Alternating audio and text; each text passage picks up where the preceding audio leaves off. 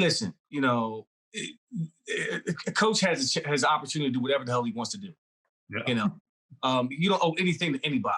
I mean, he gains nothing by winning that game and getting Washington to the playoffs or the Giants. I mean, you got to focus on your building, what's in between your walls. Yep. So if he decided to say, hey, you know what? I've seen enough out of Jalen Hurts. I'm going to see some other guys, give them a look, then so be it. If the Giants wanted to make the playoffs, then damn it, they should have won the games. They should have won. That's how I look at it. I mean, I'm not going to say, Philly, y'all laid down so we can't get in. I mean, you getting in off a 6-9 or 7-9. I mean, that's not an attitude of excellence. And if as an organization, if I'm the head coach of the New York Giants, if I'm bitching about that, then I have to question the competitive nature of my head coach in terms of, are we really going to complain about how Philly didn't let us into the playoffs when I should be saying, you know what, we were on the verge. This is not the product that I want to see on the field next year. Let's get to work. I mean, end of story. So I'm not buying all of that. If you wanted to get in the playoffs, you should have won the games. To get in. That was necessary to get in. Right.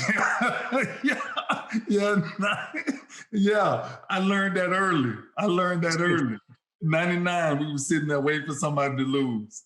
And I never did Ron Wilson. I said, man, I don't like this feeling. This is horrible. Like, you're sitting there waiting for somebody to lose. And Eddie said it best, like, seriously, like, Judge, if you're the Giants, man, win more games. Like you're going through, everybody's going through this, what they're going through. But, now, from the Philly side, I'm going to tell you this. Yes, tell me about that one. Yeah, and this from a defensive perspective.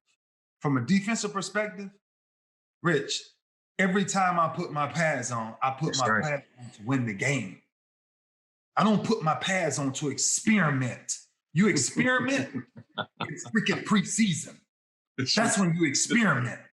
You don't experiment with, I want to try somebody and see what he looks like when my defense has given everything they got, even with all of the players that was out on that defense. See, and this is where, and I'm telling you this is where on the field leadership is not around. Because on the field leadership goes to him and said, you get out there then. If you want to experiment, you go hit somebody. Because what I'm doing, you don't appreciate. That's Philly. That is the Philadelphia Eagles. That's Mount Rushmore's of football heavens. You can't evaluate somebody in that sense of a game. Why? Because if you take all of those guys in Philly, and Jalen Hurts, this young kid, the only reason you was in that game was because of Jalen Hurts. You get on the goal line and it's 4th down.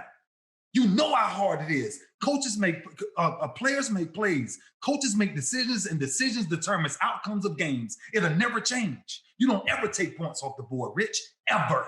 Not even in preseason. Not if you got somebody on the other side who scrap up and die for this game. Rich, I die for this game. And you're not gonna tell me. That's like one of my coaches telling me, Ray, we're gonna play a quarterback we really don't know that much about, but y'all keep playing. Really? That's a problem. That's why on the field leadership is crucial. And that's why I challenge a lot of kids and a lot of young men, become a student of the game so you can have conversations with your coordinators and your head coaches instead of just listening to everything they say. Because if you had enough leadership, I don't care who it is. I don't care if it's Wentz. I don't care who it is. If you can knock Washington out of the playoffs, you savage your season. You save your season. You send your team out on a high instead of going out on this, what are we doing now? Right now, the whole city of Philly is questioning this. Man, Philly is too rich in football. It's too rich in football to let that go down the way it down. And I'm a fan of Jalen Hurts, and no matter how many mistakes he made, he's a youngster. He's going to make mistakes the rest of his career. But that young kid has something special from Alabama. Everywhere he went, Oklahoma, everywhere he went, he's a winner. And people love to see him win. If that other kid get in there and throw the pick, the other kid get in there and fumble the ball, really? So, yeah, man, look, play the game the way the game's supposed to be played. And that is give it everything you got and put the best men on the field. That's what me and Eddie George came up in. The best men gonna play. It's not an experiment no more once preseason is over. Hey, you watched all the way to the end. Thanks for that. Watch more right here.